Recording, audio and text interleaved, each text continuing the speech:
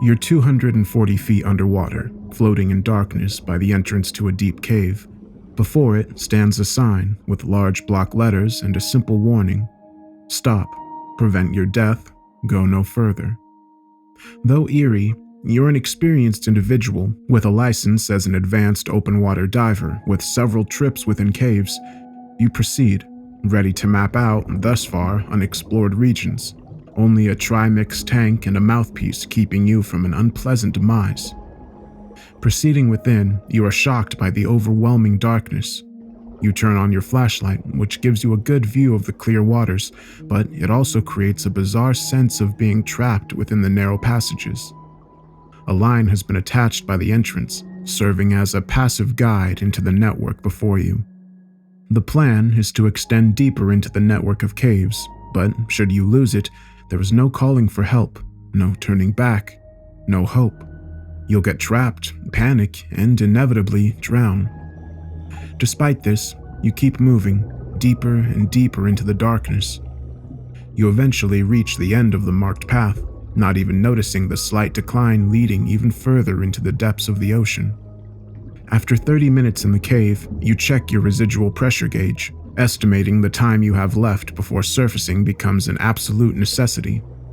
Within your trimix tank and a reserve, you have just over 2 hours underwater.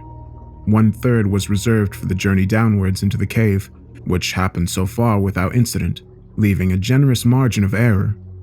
The second third is being spared for the upward trip, with a last third saved as a reserve. Then, you glance at your dive computer, which lets you know that the depth has increased to almost 300 feet. Surprised, but not worried, you attach another point of the line, ensuring an easy trek back to the surface. Below you lie a ground void of all life, just fine dirt and sand dragged in by the current. But while fishing up the line attachment, your tool slips, sinking down towards the sand. You react instinctively, pushing towards the bottom just a tad harder than intended. Though you're still in control, your sudden movement dislodges the dirt from the ground, causing a sudden silt-out. Left blind, your heart starts to race and your respiration rate quickens. Adrenaline is the culprit, but you need to get it under control, lest the air in your tank run out prematurely. Falling back on your training, you know you just need to find the line and pull yourself back to clear waters. You reach out your hand, knowing you left the line right above you, but there's nothing there to grab onto. The horrific realization does nothing but deepen your panic. You push upwards, frantically searching for your only rescue, but the network of caves is far more complex than you first anticipated. You end up swimming further and further away from the exit, away from the one guide you had. Minutes pass, ticking down with the pressure gauge, counting away the oxygen left in your tank. By some miracle, you manage to escape the silt cloud. You can finally see, and just for a moment, you start to calm down.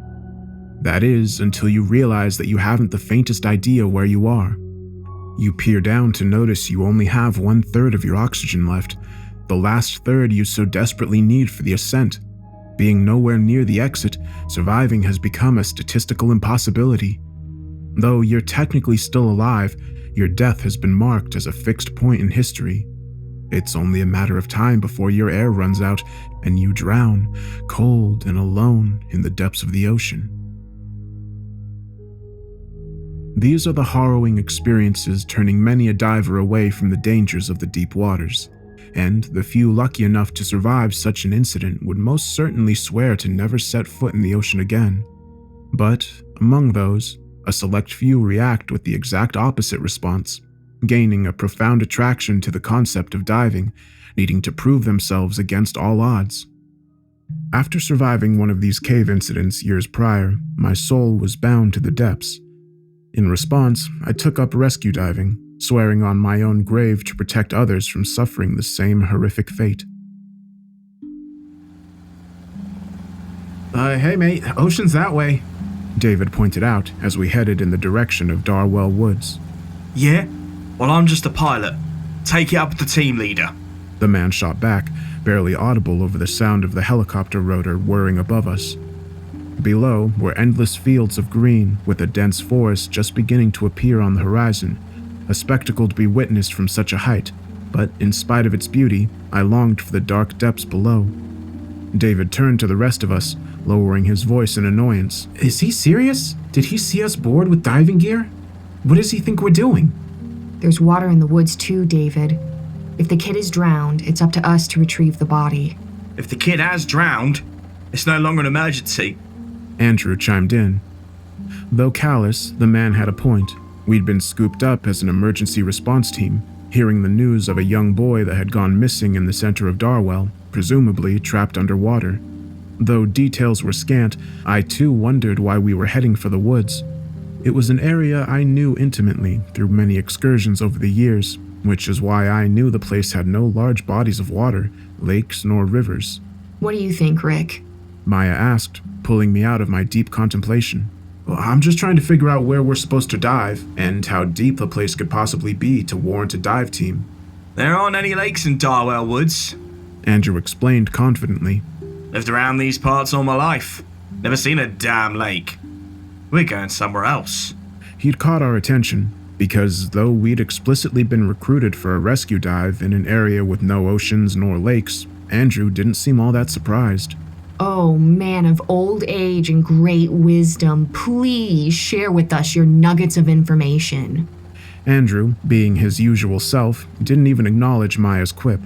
He just looked at each of us, as if asking a wordless question uttered only in silence. We're not just recreational divers. Hell, we're not even open water divers. We are cave divers. He then turned to me with a half smile on his face. Or what do you think, boss? Though the thought had crossed my mind, it wasn't an idea that sat easy with me. A hidden cave in the forest might have gotten waterlogged during one of the many recent storms, but the aspect of an unexpectedly drowned cave came with many unforeseen risks, such as strong currents, mudslides, and cave-ins. And while I had no trepidation swimming around underwater caves, one caused by flash floods sent shivers down my spine. We'd been flying for an hour before we reached Darwell Woods, gliding through the air at a low altitude, heading for a set of given coordinates in the dead center of the forest. I started to wonder how we could possibly land in such dense vegetation, but as we neared our destination, a large opening I'd never seen before revealed itself, one practically designed for aerial rescues. Small figures started to appear amid the trees, wearing bright, reflective vests. A couple of them came running out into the clearing, waving at us to put the helicopter down. After a rough landing, we were met with half a dozen rescue workers. We stepped out with our tanks of various gas mixtures, wetsuits, and masks, met with almost relief by the crew greeting us. Who's in charge here? The crew turned to a scruff-looking, middle-aged man who promptly introduced himself as Graham. He shook my hand and thanked us for coming, before gesturing for us to follow him towards the objective, situated half a mile within the forest. Luckily, the team helped us with the transportation of our heavy equipment, allowing us to gather strength for the mission. Once we started walking, Graham finally started to shed some light on the situation. We were called 2 days ago after a 10-year-old kid went missing while camping in the woods with his parents. Leaving no trace behind, his parents had no choice but to seek help. But with no signal reaching this far into the wilderness, his dad decided to sprint the entire distance, until finally coming upon a small town, where he borrowed a landline to call us. By then, of course, nightfall had arrived, making the search almost impossible. Having no luck recovering the kid's tracks, we figured he'd been snatched up by some predator or fallen off a cliff. It wasn't until the break of dawn that we realized how close to camp he actually had been. Once we'd reached the rescue site, we were met by 24 rescue workers and evacuation equipment. A pile of dirt stood in the center, left behind as they'd been digging down for something I could only assume was a thus far undiscovered cave. Turns out, the ground around these parts is riddled with underwater rivers, creating a massive network of waterlogged caves, one of which the kid accidentally stepped into through a 2-foot wide hole hidden beneath some shrubs. A hole just large enough for a skinny kid to slip into, but too small for a grown adult. Now we've been working on expanding the hole for our team to go down and extract the boy, but... That's all very unfortunate, but where do we come in? David asked impatiently.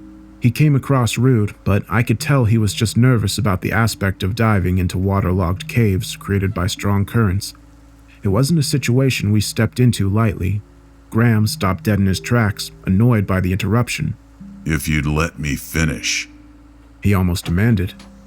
David looked at me for confirmation. I just gave him a gentle nod.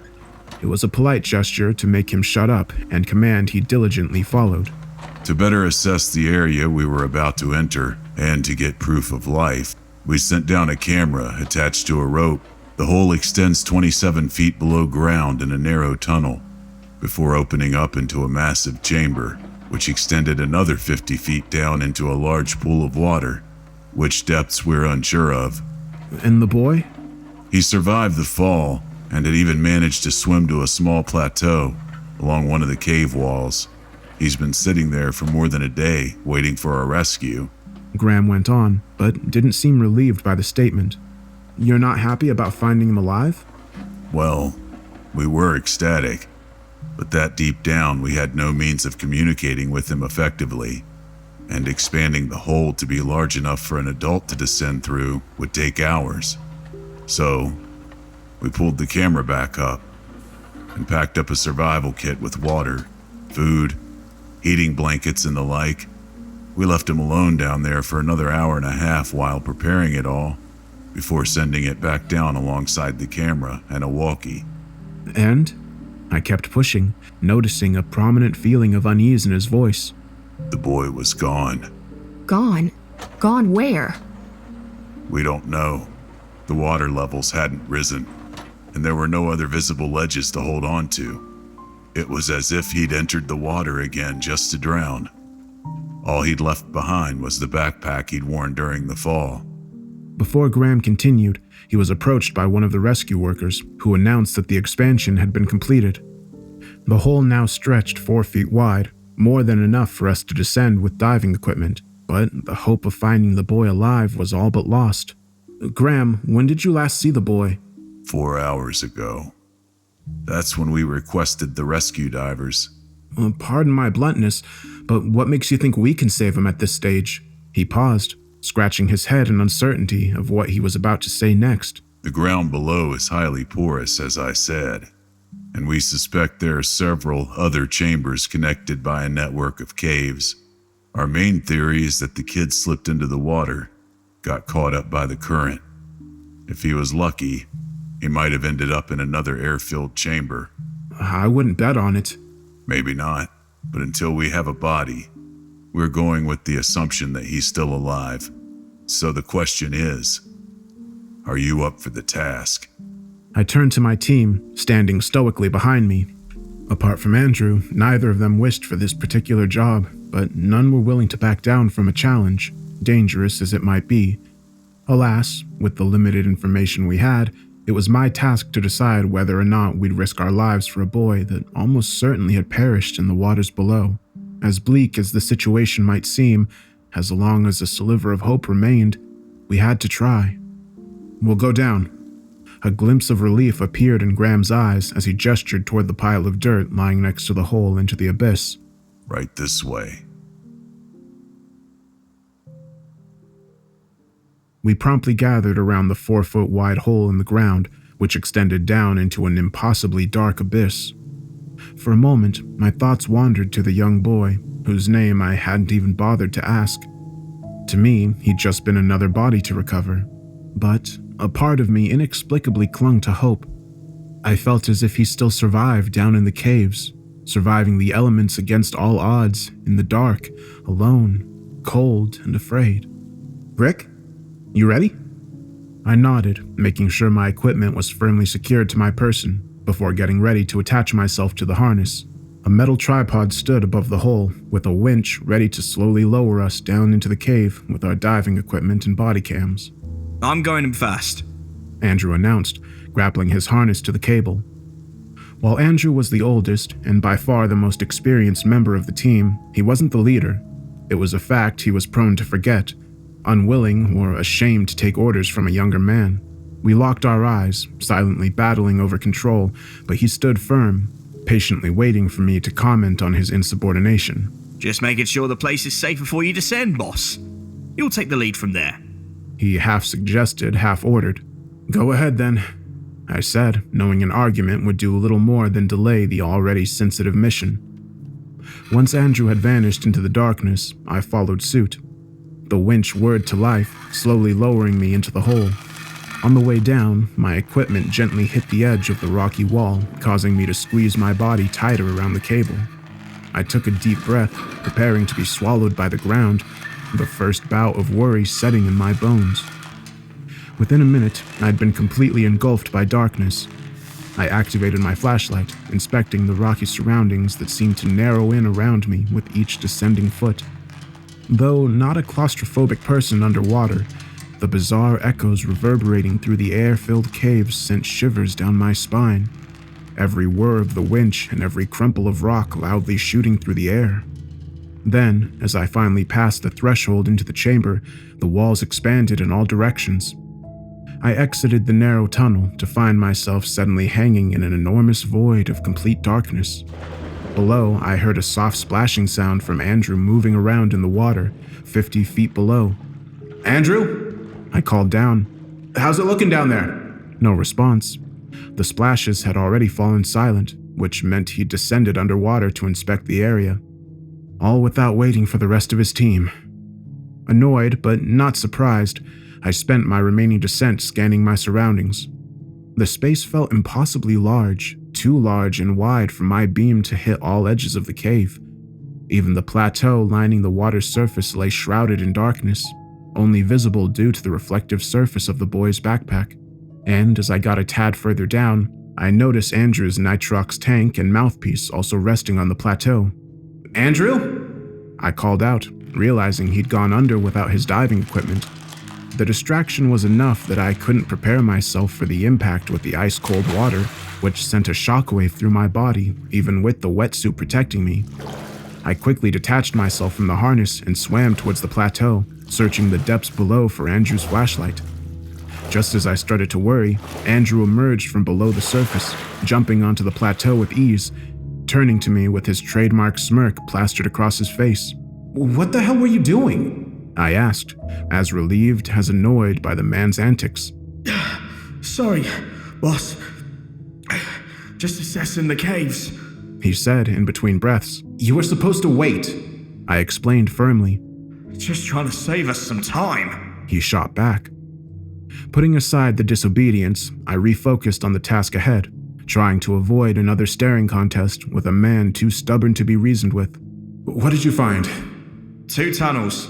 One on the east side, one on the northwestern edge. Both extend further down below. There's a mild current pulling between them, leading into the northwestern tunnel. Anything else? Yeah, some small animal carcasses scattered around. Victims of the hole, I suppose. As Andrew described the situation, Maya and David both descended into the waters, gently splashing into it. Damn, it's cold, Maya exclaimed, rushing over to the plateau. We gathered around the solid surface. Andrew repeated what he'd discovered. We're going to head down the northwestern passage, follow the current to find the kid. Just follow our regular protocol, and we'll be back before dinner. So you're in charge now? I asked, immediately ashamed that I let him get to me. He glared back in return, enjoying the fact that he could get a rise out of me. Truth be told, there was a reason I'd been hired as the diving leader over Andrew. A reason from his past he didn't know I was privy to. One I struggled with all my might not to reveal to him. Whoa, a dick measuring contest? David asked, trying to break the tension. Should I get a ruler or should we focus on the job? I'd get a ruler to be honest, but I left it on the chopper. So in the interest of saving time, maybe we should get going? Using David's joke as an excuse to break eye contact with Andrew, I returned my gaze to the water and sighed. Fine, what Andrew said. I'll take the lead. Never break line of sight. You got it? Yes, sir, Maya said, none to follow her example. With that, we inserted our mouthpieces and dove under the surface. In the darkness, our flashlights were the sole method guiding our way. The water was perfectly clear, allowing our beams to hit the bottom on each side. Only when shined directly into the tunnel did the reach of the beam prove insufficient. The animal carcasses Andrew had described were mere skeletons without even a hint of flesh left behind, but they didn't appear all that old, as if something had fed off the meat and left the bones behind. Though a peculiar thought, I had no way of communicating it with the team except to point and gesture, which wouldn't have served any purpose but to worry them further, so I ignored the sight, leading my team into the northwestern passage with Andrew swimming by my side. Withstanding the current proved to be an easy enough task, and I turned around frequently to make sure the team didn't split up. Maya swam in the middle, with David at the back, carrying the end of a line still attached to the plateau. Should we end up getting lost, we only had to follow the cable back to safety. After a few minutes, following a gentle descent, the passage took a steep dive into the abyss. From there, it split up into several smaller tunnels, with the largest of them all being the only way to head straight down. The current we decided to follow, of course, took the path downwards. I glanced at my depth gauge, which displayed a depth of 32 feet. It reassured me, knowing we still had almost 100 feet to work with before being forced to ascend. We paused, with the rest of the team turning to me as they awaited orders. I nodded, turning to dive down further as the depth gauge counted up. We moved with the current through the descending passage, ignoring any diverting tunnels, twisting and turning into a messy network of caves. We only stopped once every so often to attach the rescue line along the wall. At 70 feet down, I noticed something different hanging alongside the otherwise lifeless cave wall. A deep red vine clinging to the crumbly wall's surface, with small roots digging into the side, resembling blood vessels. A sort of plant I'd never before seen, existing where no life was supposed to have developed. I pointed to the thing, more curious than anything, but the rest of the team seemed uninterested, all eager to keep the descent going. Once we reached 80 feet, the pit finally turned horizontally with a slight downward slope. Several side passages extended on each side, some even returning back up into dead ends. More vines hung along the walls, each bigger than the last, stretching out from the tunnel we were following. Wondering how its surface felt, I decided to touch one of them. It was squishy, but rough, like hundreds of threads tied together, akin to exposed muscle. It twitched in response, releasing its roots from the walls and retracting ever so slightly. I realized then that it wasn't a plant, but some sort of fleshy appendage appearing to feed off the wall. While distracted by the odd growth, Andrew had taken the lead. He delved further into the tunnel with Maya and David in tow, the latter just giving me a quick glance to ensure I didn't fall too far behind. Having no voice to order a halt, I had no choice but to follow behind. By then, we'd already been in the water for 40 minutes, carefully following the main current through the network of caves. 1/3 of our allotted time had passed, though finding our way back would be an easy task. With a safety line guiding our way, we weren't about to turn back anytime soon. On the chase to take the lead from Andrew, I realized just how narrow the passage had gotten. Even if I sped up, I had no way of getting past the rest of the team without risking getting stuck, so I was left in the back, waiting for a path to open up once again. Distracted by the increasingly claustrophobic cave, I failed to keep a close eye on the depth gauge. With the slope going at an almost invisible decline, I didn't really think much of it. Not until I started to notice the first signs of nitrogen narcosis, an undying feeling of anxiety not warranted at that stage during the mission. Unknown to us, we'd managed to reach a depth of 150 feet, a fact the rest of the team hadn't appeared to notice, despite our many experiences with exactly such situations. I reached out to touch David's foot, only to notice him getting pulled away by the increasing strength of the current. Then, the passage came to a sudden end, leading into another pit in the ground, one which Andrew dove headfirst into, going deeper into the cave. I tried to brake, hoping they'd notice, but the current pulled me in as well. It plopped us into a large underground chamber.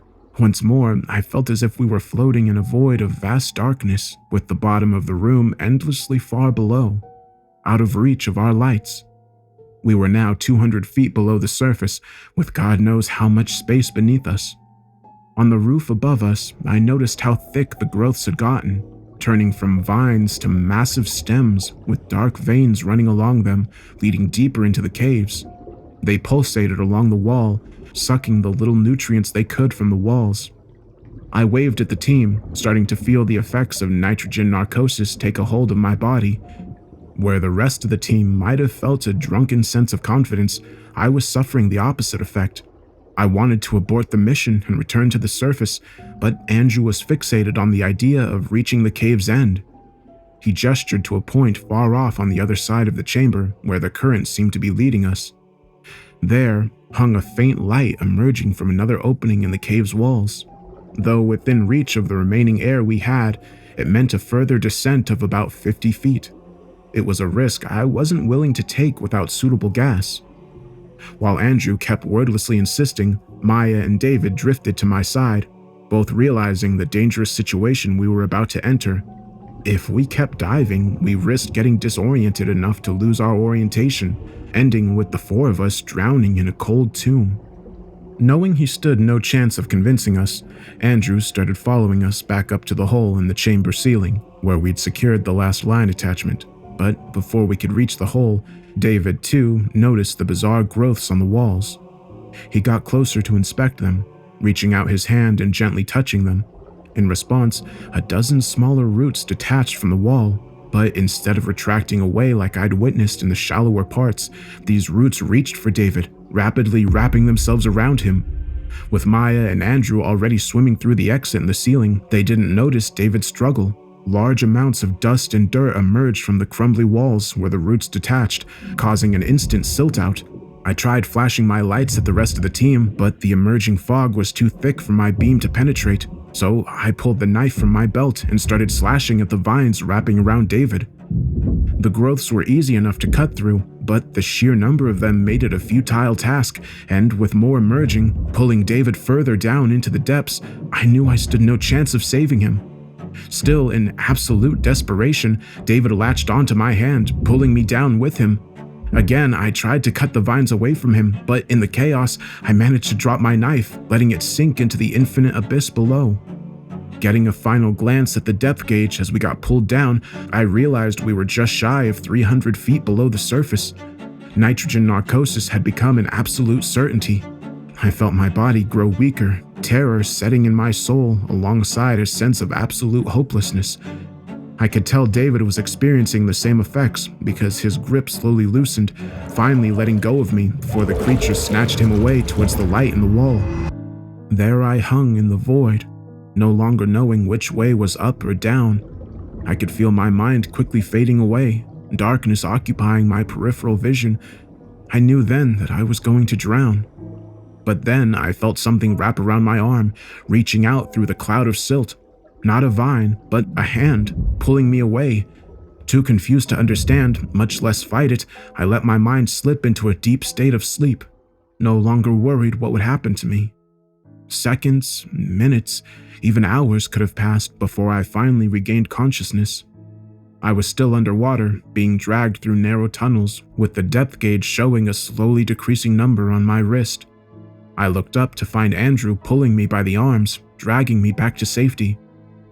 Once we finally breached the surface, Maya and Andrew wrapped me in my harness and attached me to the cable.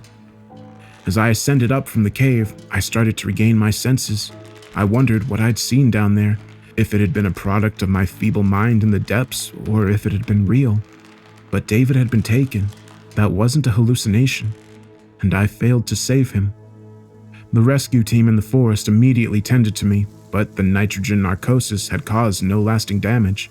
And as the rest of my team reached the surface, the initial despair and confusion had turned to something else entirely, an incessant feeling of anger. "You killed him," I mumbled, still too weak to shout. Andrew approached me, bent down to my level, and spoke in a hushed tone. "What was that? It was your fault. You killed David." I let out an accusation directed at him for failing to check his depth gauge. "I just saved your life," Andrew said as he helped me up on my two legs. "A life that wouldn't have needed saving if you just let me take the lead." "I was trying to find that damned kid." I paused, noticing a crowd of people gathering around us. Though they hadn't yet heard the content of our argument, it was easy to notice the animosity between the two of us.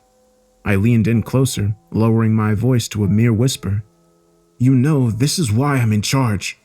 Don't think for a second that I don't know about your past reckless behavior. This is what happens when you're the one in charge." Stop it, please. Maya said, coming between us. What happened to him? Where's David? Ending our standoff, we both turned to Maya, neither sure how to explain why David hadn't come back with us. I began, still not entirely sure what I'd experienced down in the depths. The growths, he was taken by them. What? Maya asked, confused. David got lost in the silt out. I couldn't find him. He must have followed the light in the depths, thinking it was one of our flashlights. That's not what happened. I shot back, almost yelling. These things down there, they wrapped around him and pulled him away. The rescue team stood idly by, staring at us in disbelief. None of them had realized just how deep the caves were, much less could they comprehend the horrors that existed within the network. Though I must have come across as crazy, I no longer cared. It was a hallucination caused by the nitrogen narcosis. Andrew responded, but his usual confidence seemed just a tad faded. With him diving into the silt to save my life, he too must have seen the tendrils wriggling around. He just wasn't ready to admit it. Even so, I paused to consider the fact that David might just have drowned. I looked to Andrew, clear doubt filling my eyes, a fact that just strengthened my own resolve. It had to have been real. I made a mistake. Andrew finally admitted. I didn't notice the decline within the cave. And because of that, David got swept away. He went on, directing his attention to the entire rescue operation in a ruse to regain some control of the situation. We're not giving up, because amidst the chaos, we found an air pocket just 50 feet deeper than we managed to get. If David truly did follow the light, he might still be alive. Hell, with the current leading directly past it, I'd bet on the kid being in there too. Whatever Andrew was playing at, it didn't put me at ease. Down at these depths, there was no way either of them had survived. Even if the light did emerge from an air pocket, who's to say it held breathable air? It's not over yet, he said as a final note before leaving the crowd behind to get more equipment. What are you doing? Getting Trimix gas. For what purpose? Anger arose within me. As if David's death hadn't been enough, Andrew still seemed to intend another futile dive into the horrors of the depths. But it wasn't until he confirmed it before a whole new world of fear came crashing over me, and as he spoke these words, I realized that our nightmare was far from over. What do you think, Rick? We're going to get David back. Do you actually think David's still alive? Maya asked as I strapped on a fresh tank of Trimix gas. Though slightly heavier, it would allow us to reach far greater depths within the cave without running the risk of nitrogen narcosis. Not a lot of time had passed since our quick ascent back to the surface, and though it hardly sufficed for a second dive, we didn't have time to waste. I'm sorry, Maya, but I don't think so. I saw him get taken. By what? There was something else down there in the water. I couldn't tell you what it was, and I'm not sure I even want the answer to that question. Maya turned to Andrew for confirmation. He strapped some tape around his knee, which ached after the rapid ascent. He'd wounded it 2 years prior due to an air embolism caused by a rapid ascent. He was eavesdropping on our conversation. He noticed Maya's trepidation in returning to the depths, worried more that we might perish in the effort. It'll be fine, he said with an odd sense of confidence. I wouldn't ask you to do this unless I truly believed David was alive. Just let me go first. If something goes wrong down there, just turn back and leave. Don't risk your life on my count. Though the words felt genuine, they weren't directed at me. There was still a prominent sense of resentment hanging in the air between the two of us, but having no choice but to work with me, Andrew attached himself to the cable without further quarrel and initiated a second descent into the depths below. Once he was out of sight, Maya got ready to follow, purposefully placing herself between Andrew and I in a futile attempt at preventing further conflict. I pushed her aside, not ready to let her descend unless she knew the exact risks involved in the mission. You don't have to do this, Maya. I can do this alone with Andrew. She shook her head. David was my friend too. If he's alive, I have to try. I understand, but this is going to be dangerous. I just need you to know that, I explained, noting her use of past tense in describing our lost crewman. Of course I know. David wouldn't have gotten lost if it wasn't dangerous. I'm aware of the risks. Rick, just let me go. I couldn't stop you even if I tried. I chuckled, trying to brighten the mood, but Andrew is going first on this one. I just need you to watch out around him. If he tries going too deep again, don't follow. It's not worth the risk. She gave me a gentle nod before attaching herself to the cable. A second descent had started, and she kept eye contact with me up until the very moment she got enveloped in the darkness. I was the last in line, being spared the struggle of leadership following my nitrogen injury. Still, I followed the two of them down into the caves, not sure if any of us would ever return. Hit by the freezing temperature of the water once again, I let out a few gasps in shock as I prepared to submerge. I quickly inserted my mouthpiece, letting the trimix gas fill my lungs as I dove under. Attached to my belt hung the end of the safety line we'd attached during our prior trip. Through it, we'd be able to send our video and audio feed in lieu of wireless connections.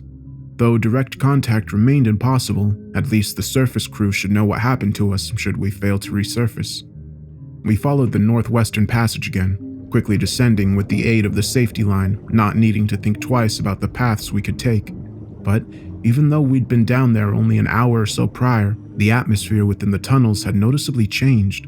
The same fleshy growths we'd encountered last time had reached much shallower parts of the cave. Worried, I pointed them out to Maya and Andrew, signaling as best I could to not touch them under any circumstances. They both nodded in agreement, and we carefully proceeded downwards into the pit. The narrow corridors preceding the open chamber were completely entangled in the growths, narrowing the lumen even further, as if the walls were progressively closing in on each other. It made it almost impossible to traverse without disturbing the vines, causing us to graze them on many occasions. Luckily, the smaller ones just retracted into the wall without prompting an attack. It appeared that only the thick, well-developed growths maintained the ability to harm. Even so, total avoidance remained our chosen strategy. Next, we delved into the open chamber. As before, the vast emptiness hung below us, a harrowing sight without a visible end. Transfixed, I felt shivers crawling down my spine, wondering what kind of nightmares existed in the depths. Checking my dive computer, I noted that we'd returned to 200 feet below the surface. Had we still carried nitrox tanks, we'd have started to experience the advanced stages of nitrogen narcosis, but with trimix, we still had quite a distance to go. For now, we remained safe. At the front of our pack floated Andrew, unimpressed and unbothered by the abyss below.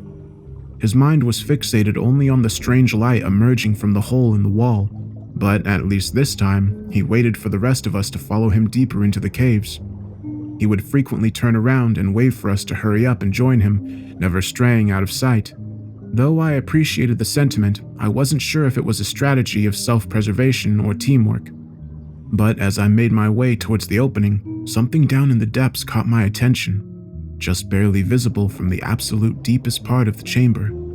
There, several hundred feet below, I noticed several cold blue lights dangling in the water, almost dancing around each other in a captivating symphony. A loud rumble emerged from their origin like an ancient voice crying out into the void. I glanced at my team, wanting to wildly gesture and announce my discovery, but my body refused to cooperate, paralyzed by the distressing sight below. The more I stared, the more I felt my body succumb to an unknown force. I tensed up, frozen from a sense of dread that only increased the further I descended. While Maya and Andrew had headed straight for the cave, I fell behind, unable to drag my gaze away from the depths. I started to sink, so desperately trying to fight back. But instead of fearing my incoming demise, I felt oddly relaxed, almost welcoming death as a dear old friend. My depth gauge counted up, quickly reaching 300 feet, 310, 320. In mere minutes, I'd be overcome with narcosis, leaving my body forever in the depths. But before reaching the point of no return, both Maya and Andrew rushed over to pull me back to shallower parts. Breaking the line of sight with the lights, I finally snapped back to attention, trying to convey what I'd just seen with body language alone, but it was no use, and once I glanced back down, the lights quickly faded away. I had been lured in by their glow and would have diligently sunk to my death if not for the quick intervention from my team. Confused, I tried to refocus on the mission. I followed Andrew back towards the opening in the cave wall, ready to figure out if the place truly held an oxygen bubble that could have kept David and the young boy alive. Gone were the claustrophobic halls of the northwestern passage. Instead, we followed the current into a large tunnel filled with beautiful warm light. It emerged from plant-like structures on the wall, stems extending with yellow bulbs at the end, each bulb covered in villi wriggling around the water, snatching up small particles. Like the vines on the wall, their touch resembled that of exposed muscle, clearly a part of the same ecosystem as the flesh vines. We hovered in place, all in awe of its beauty. Though seemingly harmless, we tried our best to refrain from touching them, though an occasional graze still occurred without consequence. For a moment, we just existed in their world, experiencing a delightful sense of peace, as if the dangers of the depths no longer posed a threat. But with our residual pressure gauge slowly ticking down, we decided to keep moving, floating through the brightly lit hallway. The malignant vines still existed among the lights, but appeared to be held back by the glowing bulbs. Only a few dared to stretch out into the tunnel's lumen, looking for anything that might float by.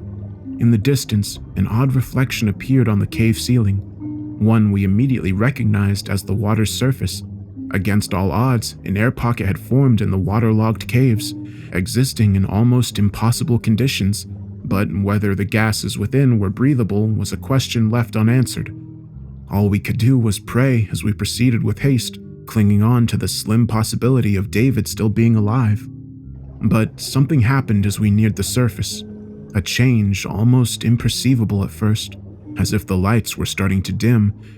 Maya was the first to take note, turning around to assess the situation. Sure enough, the bulbs that had basked us in warmth only moments before were starting to retract into the wall, causing the cave to progressively darken, and as they pulled back, the vines started to emerge en masse. Within mere seconds, the cave opening had completely closed up by the sheer number of vines blocking our only escape route. With each passing second, more of the bulbs folded in on themselves, allowing more vines to fill the lumen. Only then did we realize that the entire passage was about to close up.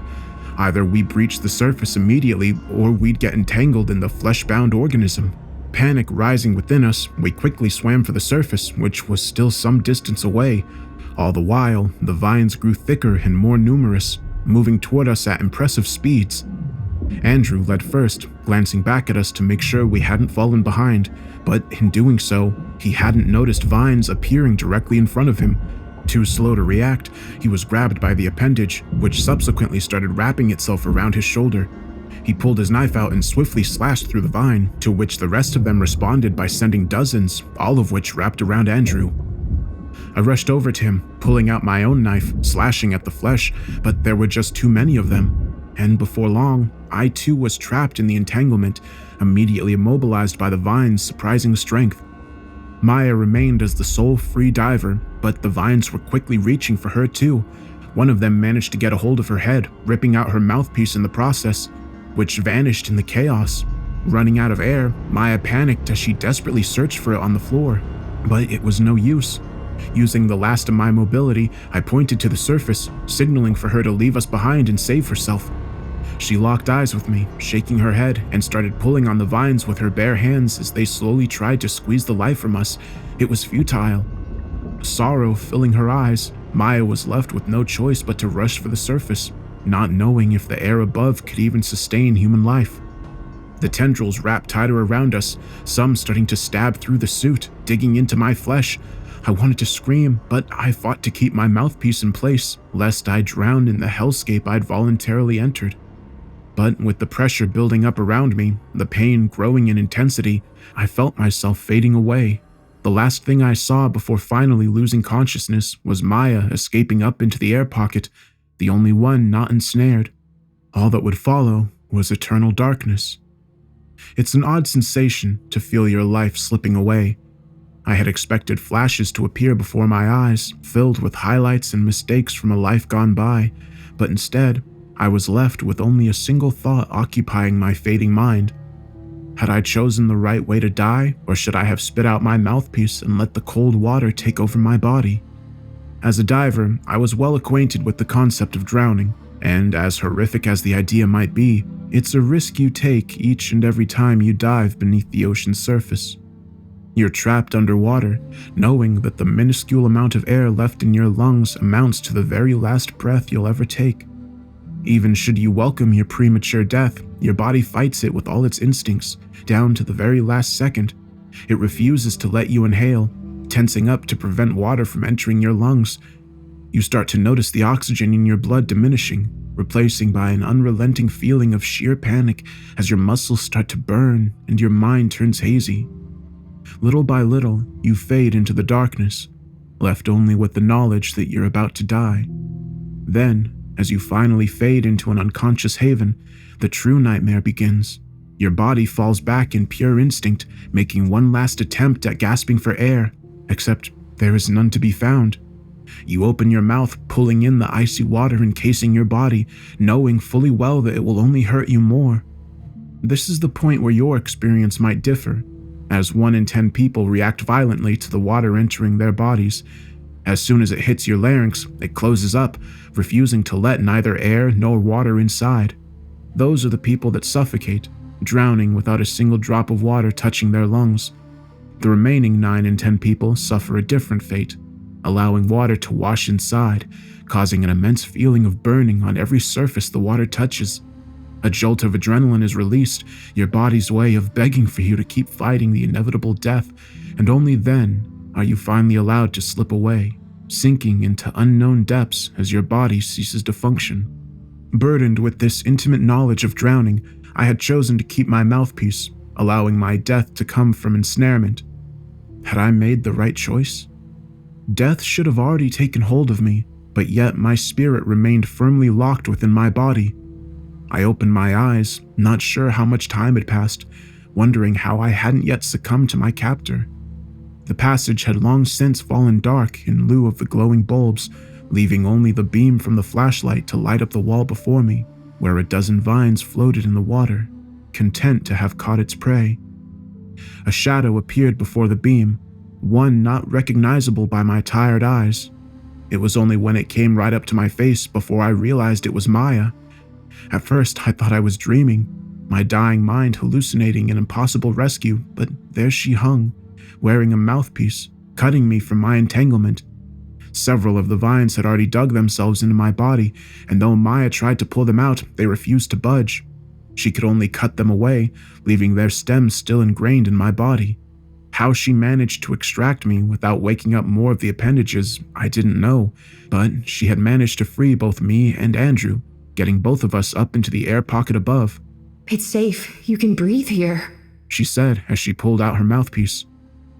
We had been pulled up into an air-filled chamber, covered in a much denser set of the same fleshy growths. Maya stepped between them, making sure not to touch their hostile appendages, but without water surrounding them, they appeared more docile, making a few attempts at latching onto us. How did you... I began to ask, not needing to finish the question before Maya gestured to an air-filled passage extending deeper into the air pocket. Before it lay pieces of diving equipment, identical to ours. It was David's, but the man himself was nowhere to be seen. "It was fused with the vines. I had to cut it all out. I just took his mouthpiece and came back for you." What about David? Maya shook her head. "I don't know. But it doesn't matter anymore. What do you mean? It took me over an hour to get you loose. Even if we find David, we won't have enough air to get back to the surface. We're trapped." I glanced at my residual pressure gauge, and sure enough, only a fourth of the gas remained. Andrew confirmed. None of us had the faintest chance of getting back to the surface. We were starting to realize that though we had survived the attack, we'd been tossed into a different kind of tomb altogether. What about the crew? David clearly made it up here. He might have followed the path to another exit. Though hopeful, it wouldn't be a likely situation, seeing as we hadn't died immediately from decompression. The air held the same atmospheric pressure as the water, which meant the air inside the cave had no connection to the air on the surface. The question was, where did the oxygen come from, and how long would it last? "I don't know where it leads. I was busy saving your sorry asses." An act I greatly appreciate, but Andrew started, only to be cut off by a pained groan. "What's wrong?" Oh, the vines. he said, inspecting his wounds. Huh.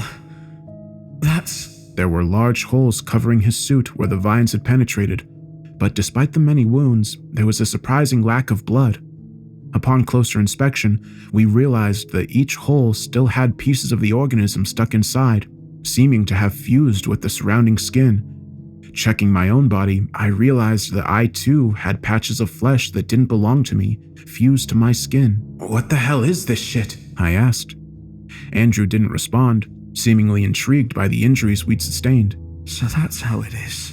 He muttered to himself. "What was that?" I asked, but got no response. "We're alive. Let's focus on that," I said. Andrew just nodded, unbothered by the strange growths attached to his body. So, do we have a plan? Not really. But we also don't have any options. Except for following the cave. We glanced at David's abandoned diving equipment, wondering why he'd left it all behind. If the man had attempted to traverse the cave, the question remained how far it extended. Whatever the case, it was our best and only possibility, and though our chances of survival remained slim, we clung on to that hope for dear life. I attached the safety line from my suit, letting my camera transmit the last bit of footage before going dark. Though not improving our chances, I felt slightly better knowing that the surface crew knew what had happened to us. At least our story would exist to be told, and it might prevent others from meeting the same tragic fate as us. Well, here goes nothing. Who wants to go first?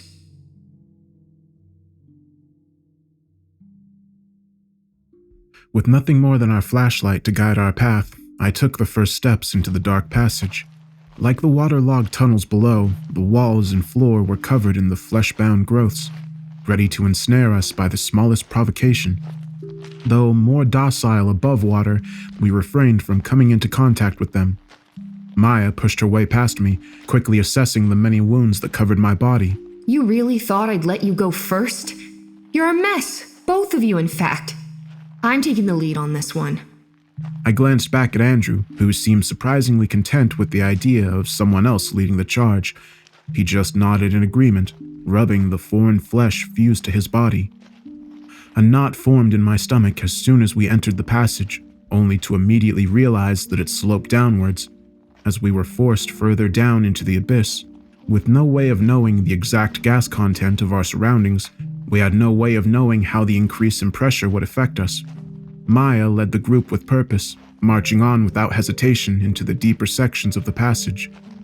Though narrow, it was tall enough for the ceiling to be obscured in darkness. Andrew moved at a slower pace, purposefully falling behind to get a moment alone with me, so that he could ask about our shared experience in the entanglement. Does it hurt? I hadn't thought about it since we started walking, but as I focused on it, I realized that the immense aching I'd felt less than an hour prior had completely vanished. Actually, it doesn't, I let out, surprised. But you feel something, don't you? Puzzled at first, I tried to focus on any changes in my body. Only then did I realize just how healthy I actually felt. Despite the many cuts, stabs, and bruises, I didn't feel wounded. Quite the opposite. I felt stronger than usual, amped up like my body was running on pure adrenaline, but without the accompanying jitter. I just stared back at Andrew, speechless, to which he responded with a subtle smirk. Interesting, huh? Interesting isn't exactly the word I'd use.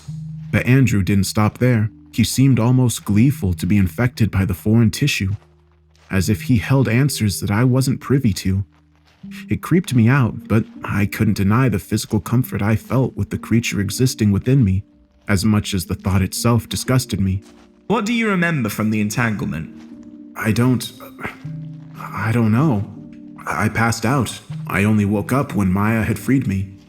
I didn't, Andrew said, almost proud.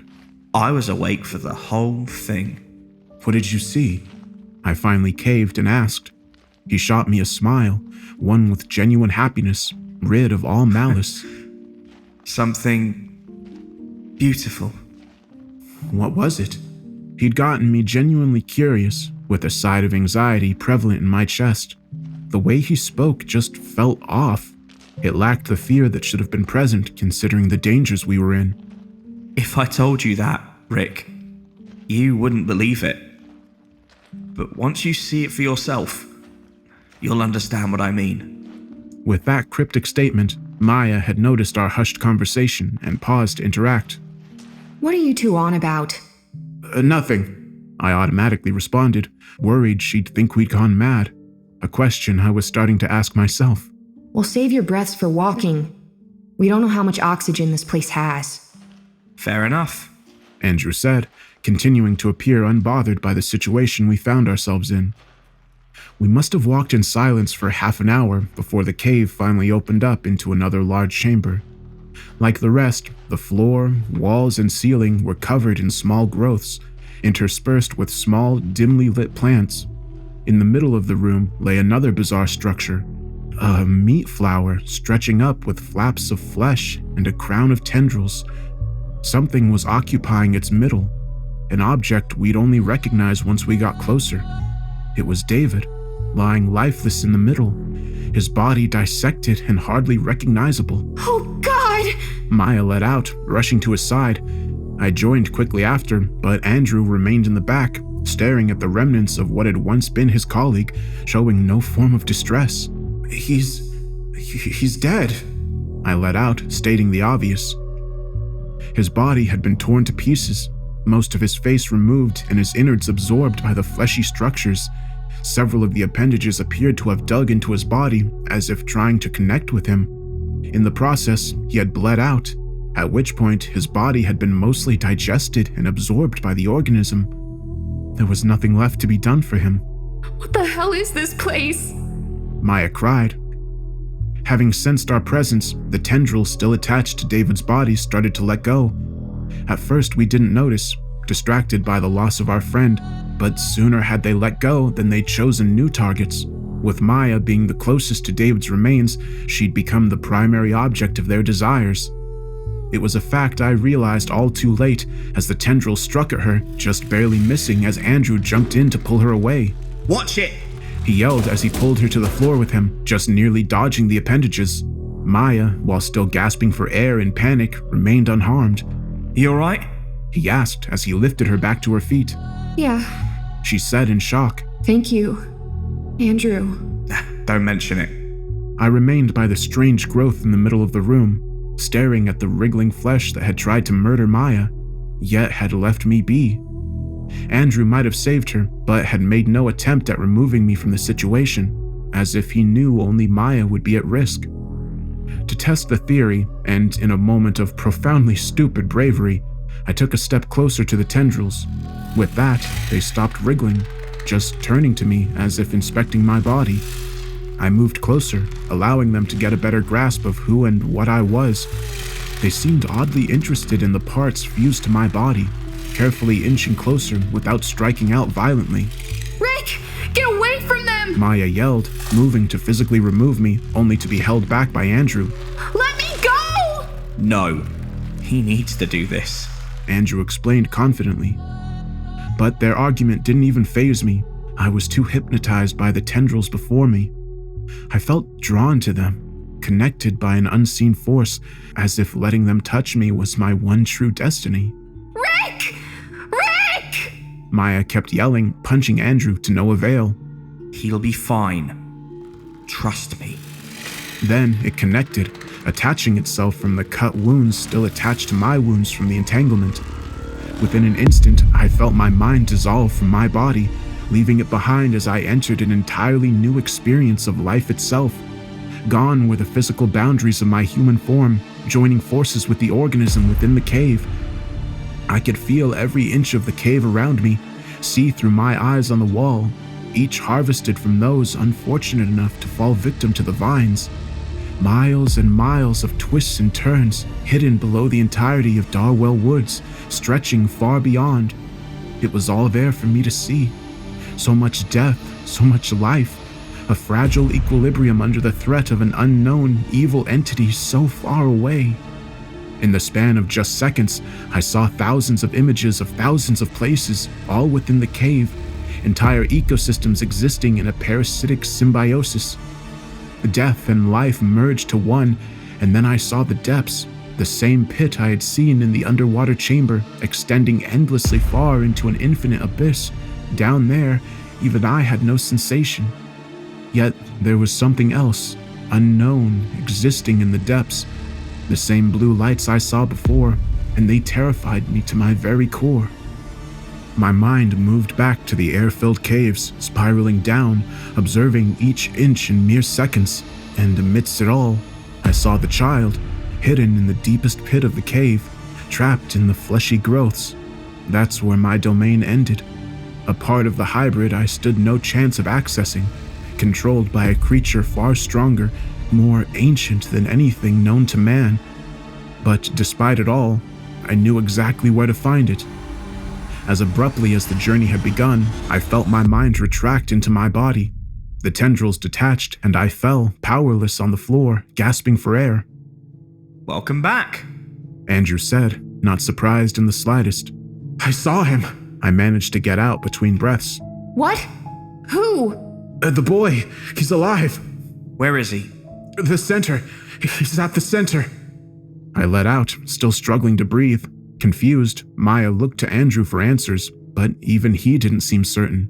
What's he talking about? I actually have no idea. Once I'd gotten my breath back, Andrew and Maya helped me to my feet. It took a while, but I slowly started to feel at home in my own body, as if the excursion through the flesh had been nothing but a dream, but only leaving hidden knowledge not meant for mankind. Is this what you meant? I asked Andrew. Is this what you saw in the entanglement? He shook his head. What I saw was a mere glimpse compared to you. You've been chosen. Chosen for what? I asked, annoyed at the constant riddles. I have absolutely no idea. That is a journey for you alone to find out. I'm not here to find myself, Andrew. I'm here to save that kid. I saw him. I know where he is. How is that even possible? I don't know. It's like these things showed me. I could feel everything while connected. It was weird. And you can lead us to the center. I can. What are we waiting for? Lead the way. Andrew went on, just a tad too enthusiastic. Nevertheless, we started moving. With a freshly printed map of the place ingrained into my own mind, I knew each twist and turn we had to follow to reach our destination. It was a trek that would take hours, down to extreme depths that we might not be able to withstand, but we had to try. I took the lead, unnaturally energized by the connection I'd felt. Andrew was just as excited, walking by my side, while Maya grew weaker, the first to experience the signs of increased pressure. Why and how Andrew and I could withstand it was only explained by the fused growths to our body. What did it feel like? Andrew asked once we'd gotten ahead of Maya. Strange, I said, not wishing to delve into the subject any further. Do you understand it now? What this place is? I don't care what this place is. All I care about is getting that kid and getting the hell out of here. Andrew paused, staring at me with a semblance of shock in his eyes. Are you sure you want to do that, Rick? Do what? Leave. Because I don't think you do. I think you understand the importance of this place. And having seen what you saw, there's no going back. You are one with this place. Just like me. Though I couldn't understand what he meant, I did understand exactly how he felt. Since escaping the clutches of the entanglement, I had lost all sense of fear of the place we stood within. I felt at home, as if I finally existed in a place I belonged. But it was a feeling I couldn't accept, and one I had to push aside if I wanted to stand any chance of saving the child. Did you know that would happen to me when you let me connect with the tendrils? Or did you just let me dive in to see what would happen? You already know the answer to that. Then why pull Maya away? Hell, why didn't you dive in yourself?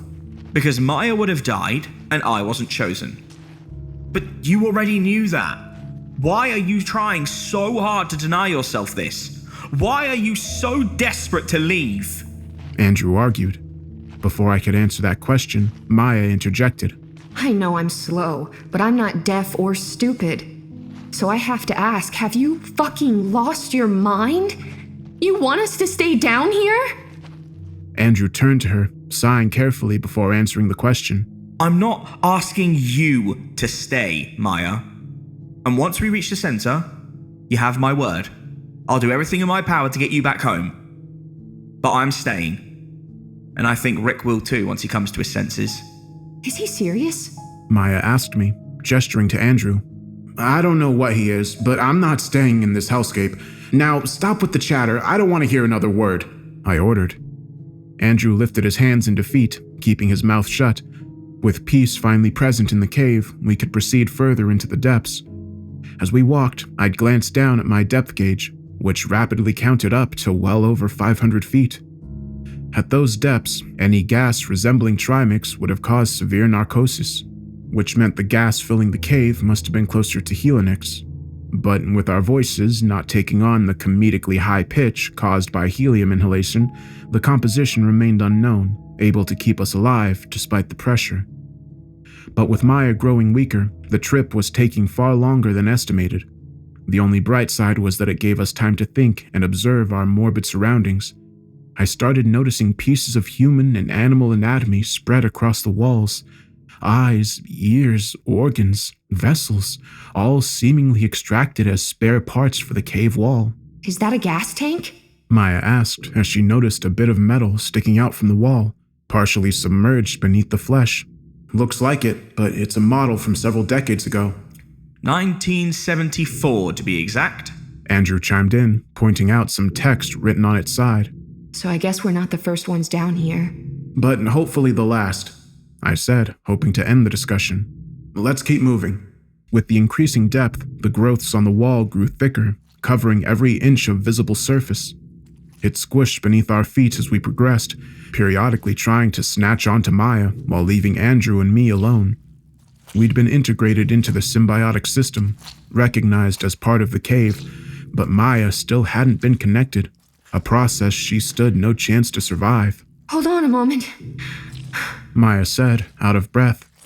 The pressure was getting to her, a process she was desperately trying to fight without success. She sat down on the least dense part of the cave, trying to catch her breath as the vines reached up to grab her. How far is it to the center? Andrew asked, showing genuine concern towards Maya's condition. This passage takes us straight to the center, only a 15-minute walk left, I explained, gesturing to one of the many tunnels in the wall. And that's where we'll find the kid? I nodded. What exactly are you planning to do when you find him? What do you mean? You want to free him, right? How do you intend to achieve that, seeing as he's been merged with the flesh, reaching a stage far beyond whatever happened to us in the water? We'll use Maya's knife to cut him loose. Worked for us. Andrew sighed, not convinced of my plan. I'm not sure I can let you do that, Rick. What the fuck are you on about? Do you really not see what this place is after all this time? If you free the boy without a replacement, everything in these caves is going to die. I locked eyes with the man, wondering if the last bit of humanity he held onto had vanished from his soul. Let it die then, I said as coldly as I could. Maya struggled to get back on her feet, discomforted by the conversation. I let her get behind me, getting ready to proceed into the cave before Andrew kept the argument going. I won't let you do it. I just can't. Well, fuck you, Andrew. Stay as long as you want, but we're saving the kid and getting the hell out of here. I turned my back to him in protest, proceeding deeper into the cave. I made sure to let Maya get some headway, but as I took my first step into the narrower passage, I felt a heavy hit to the back of my head. Sent pummeling to the ground, I was dazed by a newly formed wound on my head. I turned around on the ground, met by Andrew standing above me with a knife in his hand. He'd hit me with its handle, attempting to stop me without actually murdering me. I thought you dropped that in the cave, I said, more surprised than afraid. David didn't need his anymore. So, I got a spare. Reacting quickly, Maya launched at Andrew, punching him in the face. Though it connected, the punch barely moved him. He just remained in place while Maya threw another punch, one that did little due to her weakened state. There's no need for that, he said calmly, but she struck again, this time getting blocked. Andrew grabbed Maya by her neck, pushing her against the cave wall, covered in flesh. Upon making contact, dozens of vines started to wrap around her, causing her to sink into the wall. only until her head was visible. All the while, she struggled to get free to no avail. Relax, Maya. They won't hurt you. I made sure of that. I promised to get you out of here once we reach the center, and I'm a man of my word. I won't let anything down here hurt you. But I can't let Rick destroy this place. Leaving her entangled in the wall, he approached me, now wielding his knife with intent to kill. He held the knife close to my chest, bending down on one knee next to me. If this place dies, he began, but it was a sentence I didn't let him finish. Instead, I kicked him in his weakened knee, instantly sending him groaning to the ground. Still dazed, I got to my feet, jumping on top of him to stop him from rising. Though much larger than I, he was in too much pain to fight back. Punching him in the nose, I managed to get him to drop the knife. For the next few seconds, we rolled around on the ground while I tried to get the upper hand, but once the shock from the pain had worn off, Andrew quickly regained control. He punched me in the face a couple of times before diving for the knife on the ground. I don't want to hurt you, Rick, but I will if I have to, Andrew said, pointing the knife back at me. I charged at him again, grabbing onto his knife-wielding arm. I tried to tear it from his hand, but he wouldn't let go. Last chance! He groaned in the struggle, but I refused to let up. He started pushing it towards me, slowly but certainly inching its way towards my guts. I felt the blade tear through the suit and cut into my skin. The adrenaline coursing through my veins wasn't enough to fight the shock of having a piece of metal stabbing through me. I felt my grip on Andrew's arm weaken, and before long, I fell limply to the ground, unable to fight on. He loomed over me as I pressed against my wound, feeling the warmth of my own blood pour down my abdomen as I slowly bled out. I didn't want this, but you left me no choice. Fuck you! I shot back, using what little remained of my strength. My vision started to blur, and the pain just kept worsening. I felt the ground beneath me start to move, tiny veins pulling their way up my body. A sharp shock shot through me, and I felt the appendages dig their way into my wound. I screamed in agony, but alongside the pain, I felt something odd begin to take hold around me. I could feel the room, each and every tendril. I waited, almost hoping for Andrew to finish the job by slitting my throat, but he seemed frozen. Stop it! He let out. I tried to focus my vision, just barely seeing Andrew getting ensnared by the growths in the cave. They wrapped tightly around his legs, growing upwards at impressive speeds. Along the way, they dug themselves into his flesh, causing him to scream. He fell to his knees, allowing further growths to dig themselves into his torso, tearing him apart from the inside. His cries turned to gargles as blood filled his lungs, and within seconds, he had been reduced to a pile of mangled meat, fusing with the cave walls. Rick! I heard Maya yell, the wall around her retracting as she was freed. Then the tendrils released from my wound, pulling quietly back into the ground, leaving me with a gaping wound in my abdomen. I had been spared, even saved by the same monstrosity we'd been fighting, but it was a rescue that would be short-lived, as blood continued to pour onto the ground. Oh, my God! She let out as she realized how badly I was injured. I'm fine. I lied. Help me up. Trying to conceal the pain I was in, I let Maya pull me up. Before us lay an unrecognizable mess of human remains that had once been Andrew. I bent down, muttering a few profanities as I picked up the blood-covered knife. The cave, She began, trying to comprehend what had just happened. Why would it save you? I don't know, but we have to keep moving. We don't have much time. Come on, it's not far. Weak but unwilling to surrender, we proceeded through the last set of tunnels toward the heart of the cave.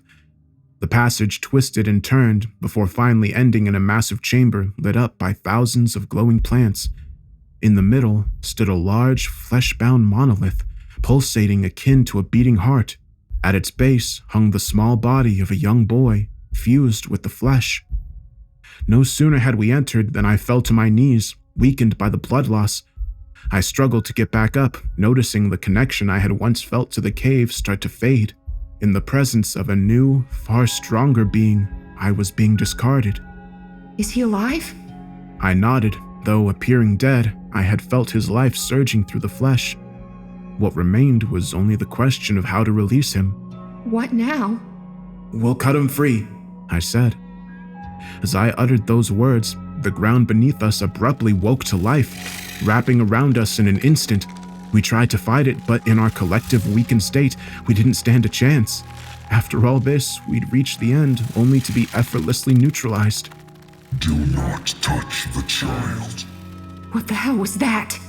I am the warden of this domain. You do not belong here. Let us go! Maya argued as the ground started swallowing her knife. Let you go. You have no power here. With what can you bargain?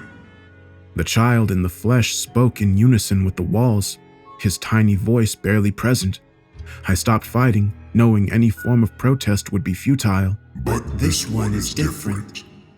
It has been assimilated, yet it does not understand. The warden said, referring to me. While I couldn't understand what he meant, the more flesh wrapped around us, the more I could start to feel the cave's skin within my mind again, its vast intelligence, its emotions, its memories.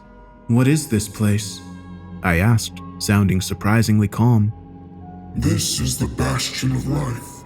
The warden explained matter-of-factly. You call this life? All the people that have been killed, and for what? We saw the bodies! Killed? Your feeble concept of morality won't serve your cause down here. Those dead were the sacrifices needed to keep the depths quiet. We required their flesh. We required their knowledge. The emotions within the being were foreign, most of them not following concepts known to mankind, and though the sensation overwhelmed me, one emotion stood above all, prominent in each corner of the cave. Fear. Why are you afraid? We fear the lights. What lights?